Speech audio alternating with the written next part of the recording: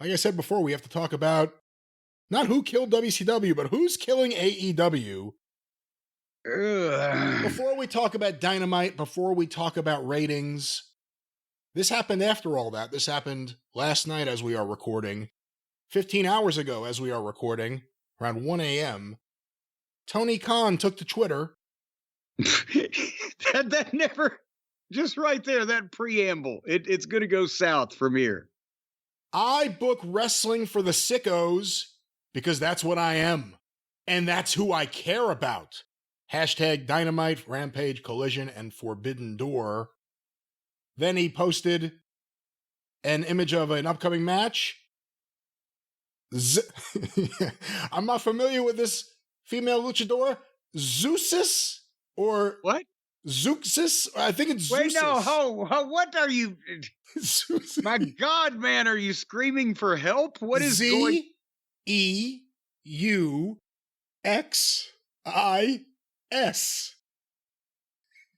Oh, Zoot Suit.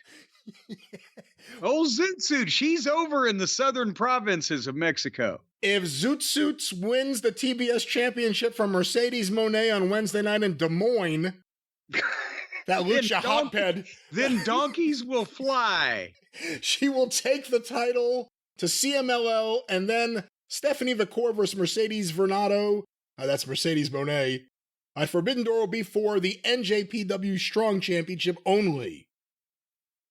You got all that? What? No, I need a fucking court stenographer to get all that. I guess Mercedes Moné, if she loses the TBS Championship to Zoot Suit, then the match at Forbidden Door against Stephanie Vacour will only be for the New Japan Strong Women's Championship. Who would possibly give two flying French fried titty fucks? The Sickos. Let's back up to that one. Well, hold on. There's one more tweet to... I'm sorry. There's more. There's always more. Well, there's two more, actually, now that I see it, to round off this round here. Wake up the bots and tell them we're having fun over here in AEW. The same hashtags as before. And then someone sent to Tony. How much fun are they having over there in AEW at 2 o'clock in the morning? Do you remember that really awful movie, Back to the Beach?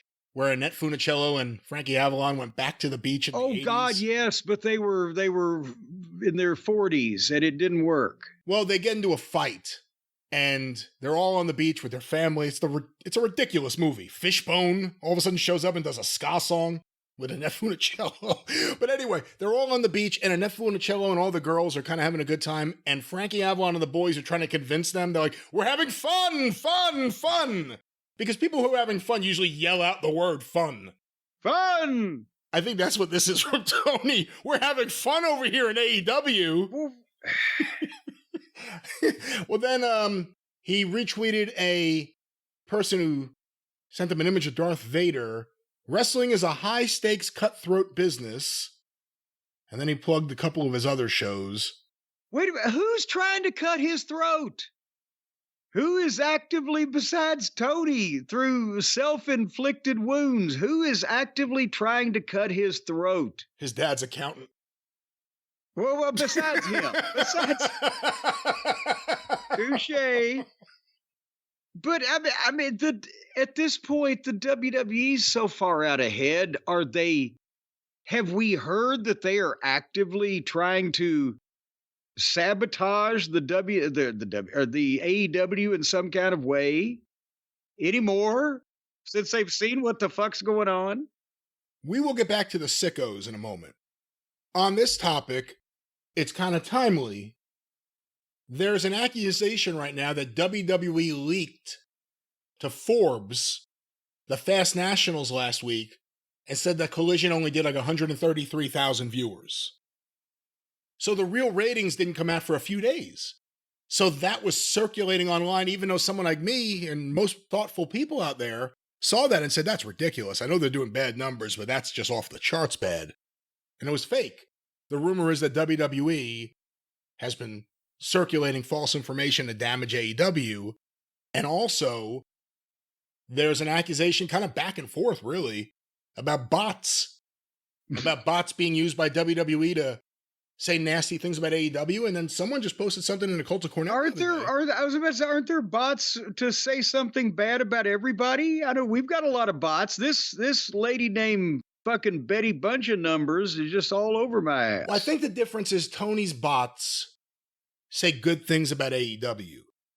WWE's bots say bad things about AEW. They're not saying good things about WWE. It's not like, we're the best, it's great. It's more like, that AEW is a bunch of shit. Don't you agree? And then everyone starts agreeing. Okay, but in the real world, have they shut them out of arenas? Have they damaged their television Stephen P. New shut them out of broadcasting network? Stephen P. New apparently shut them out of Beckley. That's why they ran down the road. Yeah, they were trying to get the Raleigh County Armory down there, but that didn't happen. But they're trying to run off the local fans there instead of running off the national fans. But nevertheless, I don't give a fuck if there's bots talking about each other on Twitter. I'm telling you, if WWE was doing what they were doing to Crockett or what they were doing to WCW in the Attitude Era, they'd be shutting them out of buildings, or they'd be kicking them off fucking television stations, or fucking with their networks, or damaging the pay-per-views, or... This is an interesting question. Real wrestling war shit. Well, that's the interesting question right there, because in the past, like you were just talking about, there have been plenty of examples of wrestling wars and warring promoters doing shit to fuck up the other guy's business. Set the goddamn other guy's arena on fire. In this case, Tony and AEW believe that WWE's just using false information to damage them. Even the accusations we've seen a couple times now, when a sports media person or a media reporter puts out information that's negative to AEW, it comes out, oh, they're friends with Nick Khan. As if Nick Khan is feeding them the information to put out there. So okay, but whether it's reasonable or not, they certainly believe it. Or Tony certainly Hold on a believes second. it. So supposedly WWE said it was 133,000 people, and it was actually, I would assume, much more than that, because even as you mentioned, so low they have fallen. That's ridiculous. Or was that the number in the key demo or something? Or was that just a preposterous number? See, that was the other thing. They were claiming the key demo number was 34,000. I was like, no way. That's just completely ridiculous. Yeah, okay. But the point is, this is Forbes, right? But this ain't Forbes magazine. This is Forbes we've read articles from them and other, like Sports Illustrated before. This is not somebody that's going to be talking to Nick Khan himself personally that's writing this article on their website, right? One would imagine. You don't know where information comes from. I don't want to make any accusations because I haven't seen the source article from Forbes, so we're just repeating. Okay, but he's not quoted. So the point is, why would Nick Khan or anyone important in the WWE tell Forbes a number or any information that was going to be proven to be complete bullshit in the next 48 hours or so, and have them print it to where whoever wrote this fucking article that said that it was 133,000 had to come back later on and explain to somebody, well, no, I believed so. Well, fuck you. Check your sources or don't write bullshit, whatever. Why would anybody meaningful in the company, why would they do that over something that trivial? And for the record, I don't know if it was Rampage or Collision, but last week's Collision, June 1st, at 378,000 viewers. It was the lowest key demo number since March 30th, but it's not outrageous considering what they've been doing, 378. Let me see if there's anything for Rampage.